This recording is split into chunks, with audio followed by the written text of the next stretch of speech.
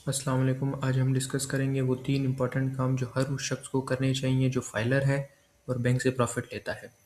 जैसे कि आप सबको पता है कि फाइलर पर 20% टैक्स है और नॉन फाइलर पर 40% टैक्स है बैंक प्रॉफ़िट के ऊपर। पहला और सबसे ज़रूरी काम ये है कि आपने जो भी बैंक प्रॉफ़िट हासिल किया है उसे अपनी टैक्स रिटर्न में लाज़मी डिक्लेयर करना है। याद रखें, आपने वो सारा बैंक प्रॉफ़िट डिक्लेयर करना है जो आपने उस फाइनेंशियल ईयर में लिया हो। फाइनेंशियल ईयर होता है 1 जुलाई से 30 जून तक। फॉर एग्ज़ाम्पल, अगर आपने बैंक से प्रॉफ़िट लिया है 1 जुलाई 2025 से 30 जून 2026 तक, तो आप उसे अपनी आने वाली 2026 की रिटर्न में डिक्लेयर करेंगे।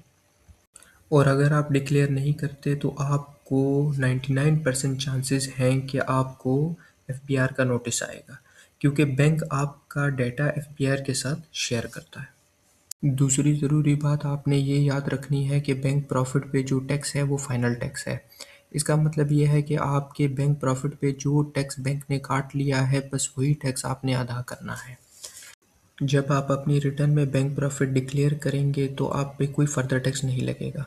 लेकिन इसमें एक कंडीशन है, और ये तीसरी और सबसे लाज़मी बात भी है जो आपने याद रखनी। वो ये कि आपने 5 मिलियन की लिमिट याद रखनी है। अगर आपका पूरे साल से मुराद ये है कि 1 जुलाई से लेके 30 जून तक जो प्रॉफ़िट हासिल करेंगे, अगर वो 5 मिलियन या उससे कम होगा तो आप पे नॉर्मल टैक्स 20% फाइलर वाला लगेगा और वो बैंक आपका ऑलरेडी काट चुका होगा। लेकिन अगर आपकी लिमिट 5 मिलियन से ऊपर चली गई तो आप फिर नॉर्मल टैक्स की स्लैब से निकल कर आप बिज़नेस पर्सन्स की स्लैब में चले जाएंगे, और उस केस में आप पे 45% तक टैक्स लग सकता है।